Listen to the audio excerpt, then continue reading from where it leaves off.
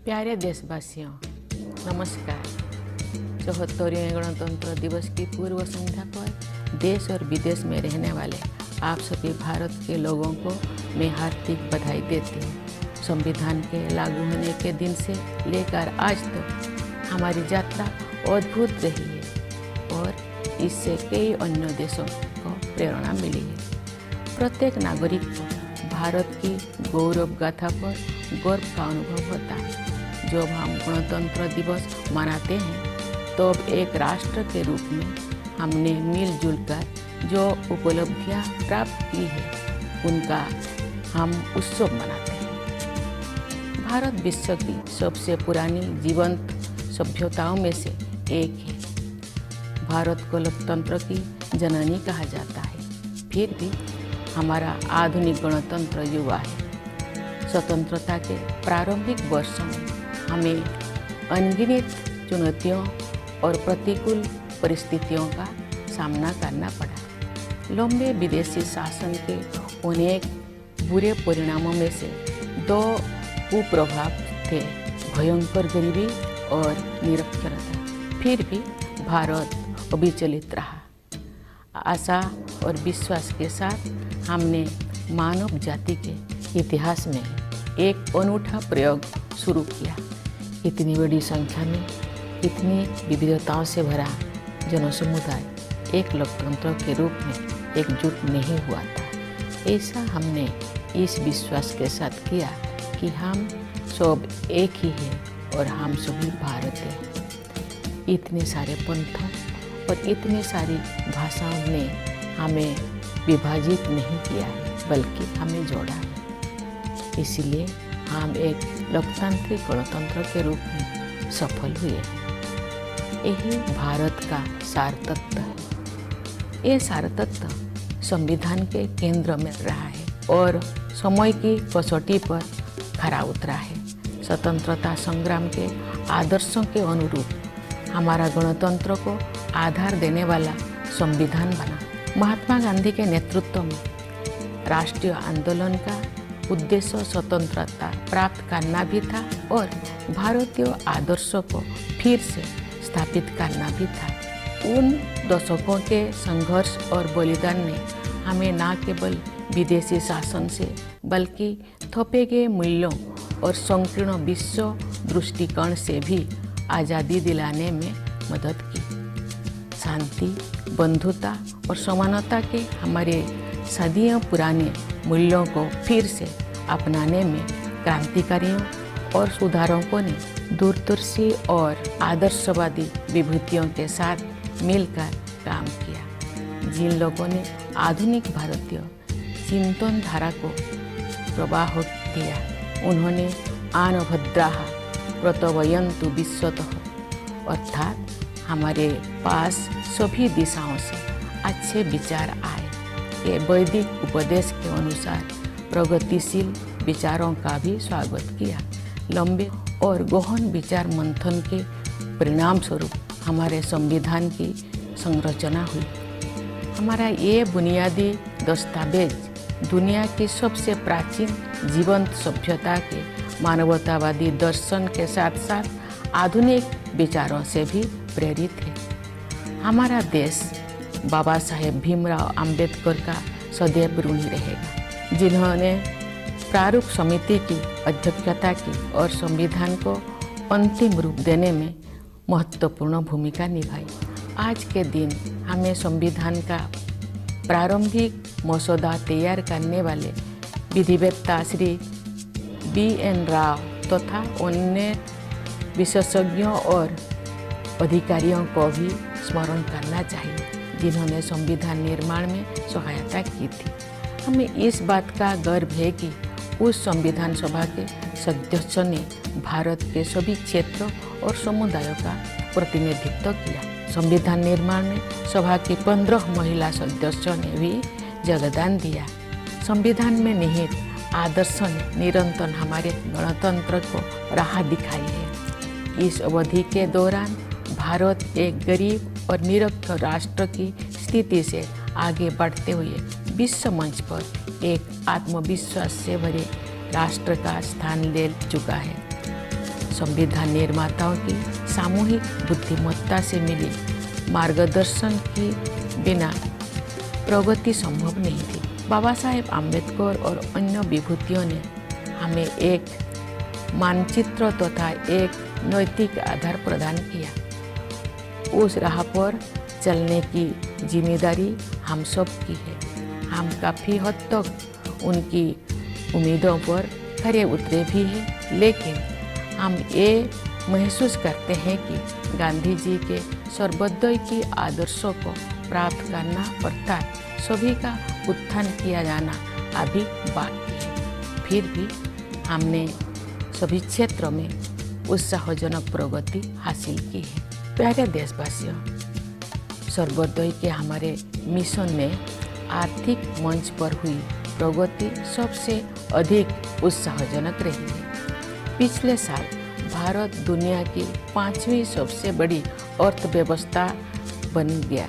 ये उल्लेख करना जरूरी है कि ये उपलब्धि आर्थिक अनिश्चितता से भरी वैश्विक पृष्ठभूमि में प्राप्त की गई है। वैश्विक महामारी चौथे वर्ष में प्रवेश कर चुकी है और दुनिया के अधिकांश हिस्सों में आर्थिक विकास पर इसका प्रभाव पड़ रहा है।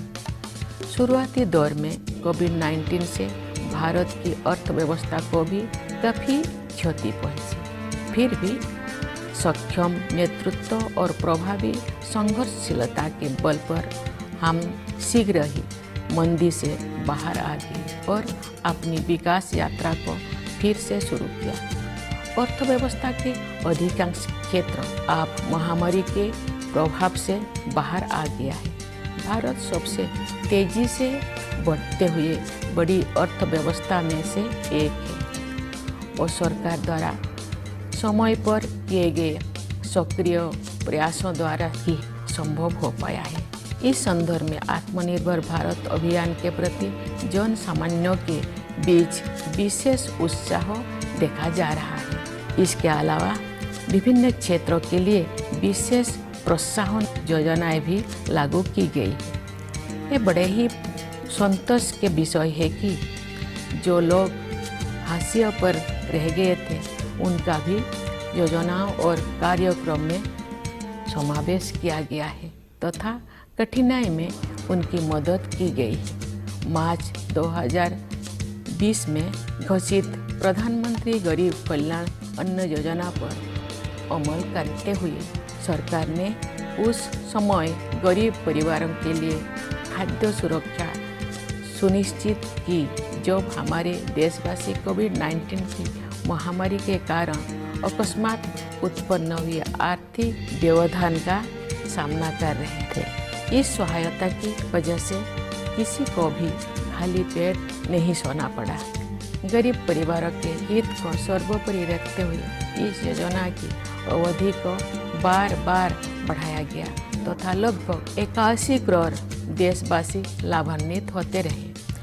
इस सहायता को आगे बढ़ाते हुए सरकार ने घोषणा की है कि वर्ष 2023 के दौरान भी लाभार्थियों को उनका मासिक राशन मुफ्त में मिलेगा। इस ऐतिहासिक कदम से सरकार ने कमजोर वर्गों को आर्थिक विकास में शामिल करने के साथ साथ उनकी देखभाल की जिम्मेदारी भी ली है। हमारे अर्थव्यवस्था का आधा सुदृढ़ होने के कारण हम उपयोगी प्रयासों का सिलसिला शुरू करने और उसे आगे बढ़ाने में सक्षम हो सके। हमारा अंतिम लक्ष्य एक ऐसा वातावरण बनाना है जिससे सभी नागरिक व्यक्तिगत और सामूहिक रूप से अपनी वास्तविक क्षमताओं का पूरा उपयोग करें और उनका जीवन फले फूले। इस उद्देश्य की प्राप्ति के लिए शिक्षा ही आधारशिला तैयार करती है। इसीलिए राष्ट्रीय शिक्षा नीति में महत्वाकांक्षी परिवर्तन किए गए हैं। शिक्षा के दो प्रमुख उद्देश्य कहे जा सकते हैं। पहले आर्थिक और सामाजिक सशक्तिकरण और दूसरा सत्य की खोज।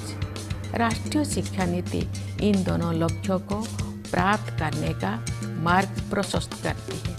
यह नीति शिक्षार्थियों को 21वीं सदी की चुनौतियों के लिए तैयार करते हुए हमारी सभ्यता पर आधारित ज्ञान को समकालीन जीवन के लिए प्रासंगिक बनाती है। इस नीति में शिक्षा प्रक्रिया को विस्तार और गहराई प्रदान करने के लिए प्रौद्योगिकी की महत्वपूर्ण भूमिका को रेखांकित किया गया है। हमें कोविड-19 के शुरुआती दौर में ये देखने को मिला कि प्रौद्योगिकी में जीवन को बदलने की संभावनाएं होती हैं। डिजिटल इंडिया मिशन के तहत गांव और शहर की दूरी को समाप्त करके सूचना और संचार प्रौद्योगिकी को समावेशी बनाने का प्रयास किया जा रहा है। दूर दराज के स्थानों में अधिक से अधिक लोग इंटरनेट का लाभ उठा रहे हैं। बुनियादी ढांचे में हुए विस्तार की सहायता से सरकार द्वारा उपलब्ध कराए जा रहे विभिन्न प्रकार की सेवाएं लोगों को प्राप्त हो रहा है। हम विज्ञान और प्रौद्योगिकी के क्षेत्र में अपनी उपलब्धियों पर गर्व का अनुभव कर सकते हैं। अंतरिक्ष प्रौद्योगिकी के क्षेत्र में भारत गिने चुने अग्रणी देशों में से एक रहा है। इस क्षेत्र में काफ़ी समय से लंबित सुधार किए जा रहा है और अब निजी उद्यमों को इस विकास यात्रा में शामिल होने के लिए आमंत्रित किया गया है। भारतीय अंतरिक्ष यात्रियों को ले जाने के लिए गगनयान कार्यक्रम प्रगति पर है। ये भारत की पहली मानवयुक्त अंतरिक्ष उड़ान होगी। हम सितारों तक पहुंचकर भी अपने पांव जमीन पर रखते हैं। भारत का मंगल मिशन असाधारण महिलाओं की एक टीम द्वारा संचालित किया गया था और अन्य क्षेत्रों में भी बहनों और बेटियां आप पीछे नहीं हैं। महिला सशक्तिकरण तथा महिला और पुरुष के बीच समानता अब केवल नारे नहीं रह गए हैं। हमने हाल के वर्षों में इन आदर्शों तक पहुंचने की दिशा में काफ़ी प्रगति की है। बेटी बचाओ बेटी पढ़ाओ अभियान में लोगों की भागीदारी के बल पर हर कार्य क्षेत्र में महिलाओं का प्रतिनिधित्व बढ़ रहा है। राज्य की अपनी यात्राओं, शिक्षण संस्थानों के कार्यक्रमों और प्रोफेशनल्स के विभिन्न प्रतिनिधि मंडलों से मिलने के दौरान मैं युवतियों के आत्मविश्वास से बहुत प्रभावित होती हूँ। मेरे मन में कोई संदेह नहीं है कि महिलाओं की आने वाले काल के भारत को स्वरूप देने के लिए अधिकतम योगदान देंगे। यदि आधी आबादी को राष्ट्र निर्माण में अपनी श्रेष्ठतम क्षमता के अनुसार योगदान करने की अवसर दिया जाए तथा उन्हें प्रोत्साहित किया जाए तो ऐसे कौन सा चमत्कार है जो नहीं किया जा सकता है। सशक्तिकरण की यही दृष्टि अनुसूचित जातियों और अनुसूचित जनजातियों सहित कमजोर वर्गों के लोगों के लिए सरकार की कार्यप्रणाली का मार्गदर्शन करती है। वास्तव में हमारा उद्देश्य न केवल उन लोगों के जीवन की बाधाओं को दूर करना और उनके विकास में मदद करना बल्कि उन समुदाय से सीखना भी है। विशेष रूप से जनजातीय समुदाय के लोग पर्यावरण की रक्षा से लेकर समाज को और अधिक एकजुट बनाने तक कई क्षेत्रों में सीख दे सकते हैं। प्यारे देशवासियों, शासन के सभी पहलुओं में बदलाव लाने और लोगों की रचनात्मक ऊर्जा को उजागर करने के लिए हाल के वर्षों में किए गए प्रयासों की श्रृंखला के परिणाम स्वरूप अब विश्व समुदाय भारत को सम्मान की नई दृष्टि से देखता है। विश्व के विभिन्न मंचों पर हमारी सक्रियता से सकारात्मक बदलाव आने शुरू हो गया है। विश्व मंच पर भारत ने जो सम्मान अर्जित किया है उसके फलस्वरूप देश को नए अवसर और जिम्मेदारियां भी मिली हैं। जैसा कि आप सब जानते हैं, इस वर्ष भारत G20 देशों के समूह की अध्यक्षता कर रहा है। विश्व बंधुत्व के अपने आदर्श के अनुरूप हम सभी की शांति और समृद्धि के पक्षधर हैं। G20 की अध्यक्षता एक बेहतर विश्व के निर्माण में योगदान हेतु भारत को अत्यंत महत्वपूर्ण भूमिका प्रदान करती है। इस प्रकार G20 की अध्यक्षता लोकतंत्र और मल्टीलेटरलिज्म को बढ़ावा देने का अच्छा अवसर भी है और साथ ही एक बेहतर विश्व और बेहतर भविष्य को स्वरूप देने के लिए उचित मंच भी है। मुझे विश्वास है कि भारत के नेतृत्व में G20 अधिक न्यायपरक और स्थिरतापूर्ण विश्व व्यवस्था के निर्माण के अपने प्रयासों को और आगे बढ़ाने में सफल होगा। G20 के सदस्य देशों के कुल मिलाकर विश्व की आबादी में लगभग 2/3 और ग्लोबल GDP में लगभग 85% हिस्सा। इसलिए ये वैश्विक चुनौतियों पर चर्चा करने और उनके समाधान के लिए एक आदर्श मंच है। मेरे विचार से ग्लोबल वार्मिंग और जलवायु परिवर्तन ऐसे चुनौतियां हैं जिनका सामना शीघ्रता से करना है। वैश्विक तापमान बढ़ रहा है और मौसम में बदलाव के चरम रूप दिखाई पड़ रहा है। हमारे सामने एक गंभीर दुविधा है।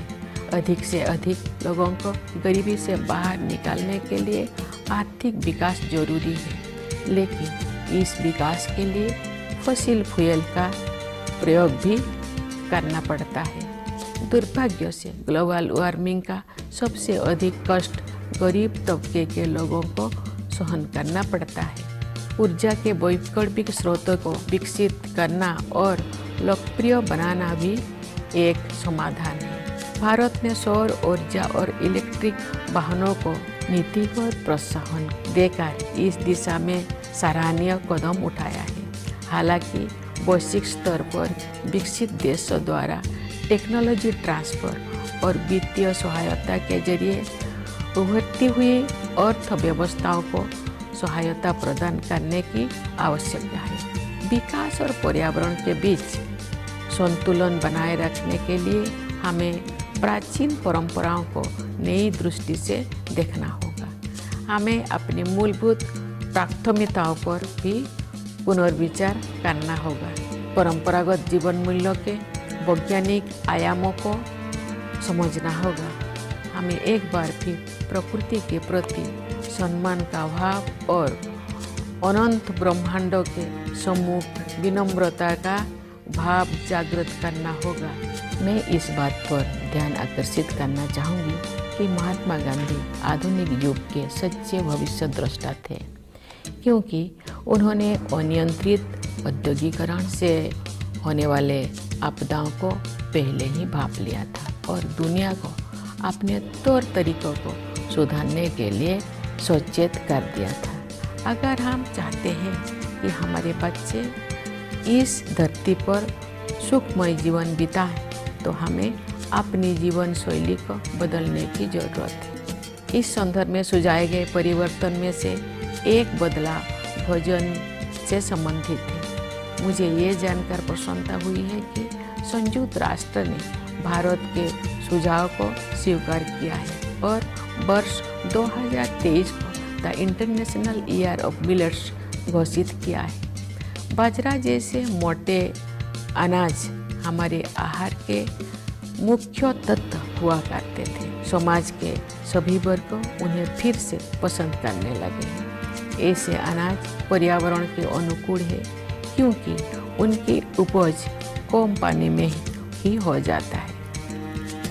ये अनाज उच्च स्तर का पोषण भी प्रदान करते हैं। यदि अधिक से अधिक लोग मोटे अनाज को भोजन में शामिल करेंगे तो पर्यावरण संरक्षण में सहायता होगी और लोगों के स्वास्थ्य में भी सुधार होगा। गणतंत्र का 1 और वर्ष बीत चुका है और एक नया वर्ष शुरू हो रहा है। ये अभूतपूर्व परिवर्तन का दौर रहा है। महामारी के प्रकोप से दुनिया कुछ ही दिनों में बदल गई थी। पिछले 3 वर्ष के दौरान जो भी हमें लगा कि हमने वायरस पर काबू पा लिया है, तो वायरस फिर किसी विकृत रूप में वापस आ जाता है। लेकिन अब इससे घबराने का कोई ज़रूरत नहीं है, क्योंकि हमने ये समझ लिया है कि हमारा नेतृत्व, हमारे वैज्ञानिक और डॉक्टर, हमारे प्रशासक और कोरोना योद्धा किसी भी स्थिति से निपटने के लिए हर संभव प्रयास करेंगे। साथ ही हमने ये भी सीखा है कि हम अपनी सुरक्षा में कमी नहीं आने देंगे और सतर्क भी रहेंगे। प्यारे देशवासियों, विभिन्न क्षेत्रों में कार्यरत कई पीढ़ियों के लोग हमारे गणतंत्र की अब तक की विकास गाथा में अमूल्य योगदान के लिए प्रशंसा के पात्र हैं। मैं किसानों, मजदूरों, वैज्ञानिकों और इंजीनियरों की भूमिकाओं की सराहना करती हूँ, जिसकी सामूहिक शक्ति हमारे देश को जय जवान, जय किसान, जय विज्ञान, जय अनुसंधान की भावना के अनुरूप आगे बढ़ने में सक्षम बनाती है। मैं देश की प्रगति में योगदान देने वाले प्रत्येक नागरिक की सराहना करती हूँ। भारत की संस्कृति और सभ्यता के अग्रदूत प्रवासी भारतीयों का भी मैं अभिवादन करती हूँ।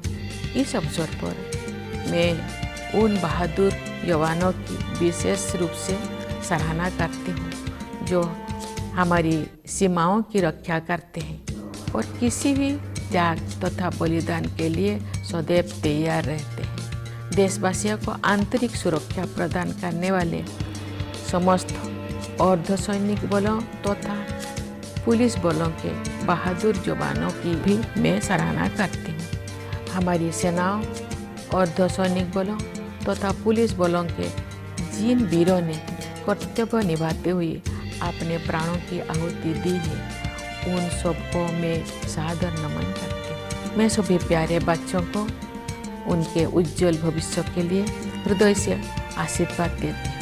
आप सभी देशवासियों के लिए एक बार फिर मैं गणतंत्र दिवस की हार्दिक शुभकामनाएं व्यक्त करती हूँ। धन्यवाद। जय हिंद,